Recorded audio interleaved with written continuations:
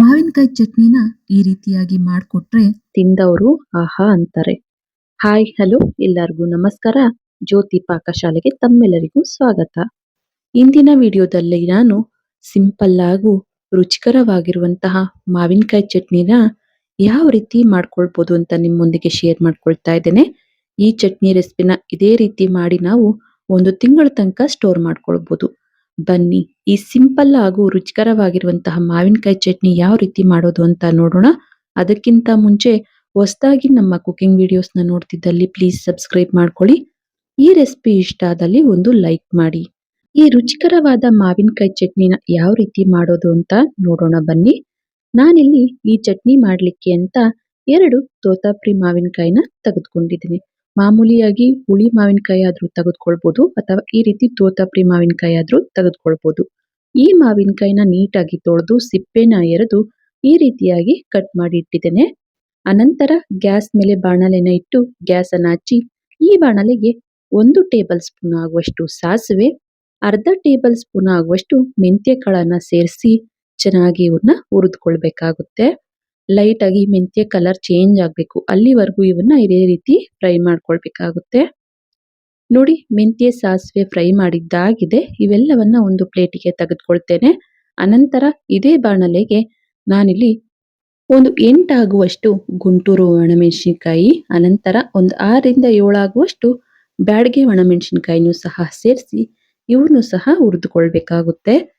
ಈ ಗುಂಟೂರು ಒಣಮೆಣಸಿನಕಾಯಿ ಖಾರಕ್ಕಾಗಿ, ಕಲರಿಗಾಗಿ ಈ ಬ್ಯಾಡಗೆ ಒಣಮೆಣಸಿನಕಾಯಿನ ಬಳಸ್ತಾ ಇದ್ದೇನೆ. ಇವನ್ನು ಸಹ ಈ ರೀತಿ ಫ್ರೈ ಮಾಡಿದ್ದೇನೆ. ಇವನ್ನು ಒಂದು ಪ್ಲೇಟಿಗೆ ತೆಗೆದುಕೊಳ್ತೇನೆ ಗ್ಯಾಸ್ ಅನ್ನ ಆಫ್ ಮಾಡಿ.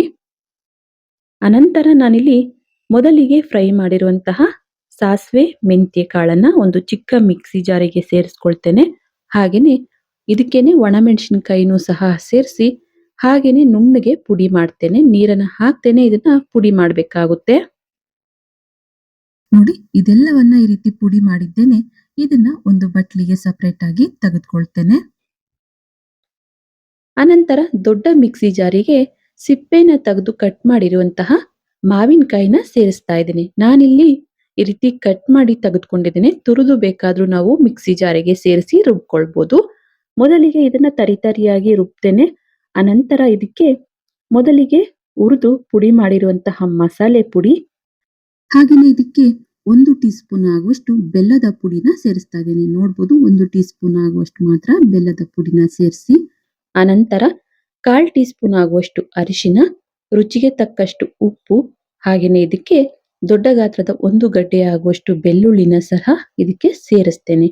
ಈಗ ಇದನ್ನ ನುಣ್ಣಗೆ ರುಬ್ಕೊಳ್ತೇನೆ. ನುಣ್ಣಗೆ ಅಂದ್ರೆ ಜಾಸ್ತಿ ನುಣ್ಣಗೂ ರುಬ್ಬಬಾರ್ದು, ಸ್ವಲ್ಪ ತರಿ ಇರೋ ರೀತಿನೇ ರುಬ್ಕೊಳ್ಬೇಕಾಗುತ್ತೆ. ನೋಡ್ಬೋದು, ಮಾವಿನಕಾಯಿ ಚಟ್ನಿ ರೆಡಿ ಆಗಿದೆ. ಈಗ ಈ ಚಟ್ನಿಗೆ ಒಗ್ಗರಣೆನ ಮಾಡ್ಕೊಳ್ಳೋಣ. ಒಗ್ಗರಣೆಗೆ ಅಂತ ಮತ್ತೆ ಅದೇ ಬಾಣಲೆನ ಗ್ಯಾಸ್ ಮೇಲೆ ಇಟ್ಟು ಗ್ಯಾಸ್ ಅನ್ನ ಹಚ್ತೇನೆ. ಈ ಬಾಣಲೆಗೆ ಸ್ವಲ್ಪ ಎಣ್ಣೆನ ಹಾಕ್ತೇನೆ. ಎಣ್ಣೆ ಲೈಟ್ ಆಗಿ ಬಿಸಿಯಾಗಿದ್ದೇನೆ. ಸಾಸಿವೆನ ಸೇರಿಸ್ತೇನೆ.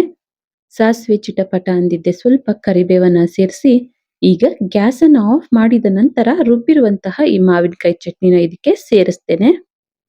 ಯಾವುದೇ ಕಾರಣಕ್ಕೂ ಇದಕ್ಕೆ ನೀರನ್ನ ಟಚ್ ಮಾಡದೆ ನಾವು ಈ ಚಟ್ನಿನ ಮಾಡ್ಕೊಂಡ್ರೆ 1 ತಿಂಗಳ ತನಕ ಫ್ರಿಡ್ಜ್ ಅಲ್ಲಿ ಈ ಚಟ್ನಿನ ಸ್ಟೋರ್ ಮಾಡ್ಕೊಳ್ಬೋದು. ಹಾಗಾಗಿ ಸ್ವಲ್ಪನೂ ನೀರನ್ನ ಟಚ್ ಮಾಡದೆ ಈ ಚಟ್ನಿನ ರುಬ್ಕೊಳ್ಬೇಕು, ಒಗ್ಗರಣೆನ ಮಾಡ್ಕೊಳ್ಬೇಕು. ಈ ಒಗ್ಗರಣೆಗೆ ಚಟ್ನಿನ ಸೇರಿಸಿ ಚೆನ್ನಾಗಿ ಮಿಕ್ಸ್ ಮಾಡ್ಕೊಂಡ್ರೆ ಸಾಕು. ಮತ್ತೆ ಇದನ್ನ ಬೇಯಿಸೋ ಅವಶ್ಯಕತೆ ಇಲ್ಲ. ನೋಡಿ, ಸೂಪರ್ ಟೇಸ್ಟಿಯಾಗಿರುವಂತಹ ಮಾವಿನಕಾಯಿ ಚಟ್ನಿ ರೆಡಿ ಆಗಿದೆ. ಇದನ್ನ ಈಗ ಒಂದು ಬಟ್ಲಿಗೆ ಸರ್ವ್ ಮಾಡ್ತೇನೆ. ಮಾವಿನಕಾಯಿ ಚಟ್ನಿ ಅಂದ್ರೇನೆ ಹಲವು ವಿಧಾನದಲ್ಲಿ ಮಾಡ್ತಾ ಇರ್ತಾರೆ. ಆದ್ರೆ ಈ ರೀತಿ ಒಮ್ಮೆ ಟ್ರೈ ಮಾಡಿ, ತುಂಬಾನೇ ಟೇಸ್ಟಿಯಾಗಿರುತ್ತೆ. ನೋಡಿದ್ರಲ್ಲ, ತುಂಬಾನೇ ಸಿಂಪಲ್ ಆಗಿ ರುಚಿಕರವಾಗಿರುವಂತಹ ಮಾವಿನಕಾಯಿ ಚಟ್ನಿ ರೆಸಿಪಿ ಮಾಡುವ ವಿಧಾನ. ಈ ಚಟ್ನಿ ರೆಸಿಪಿ ನಿಮ್ಗೆ ಇಷ್ಟ ಆಗಿದೆ ಅನ್ಕೊಳ್ತೇನೆ.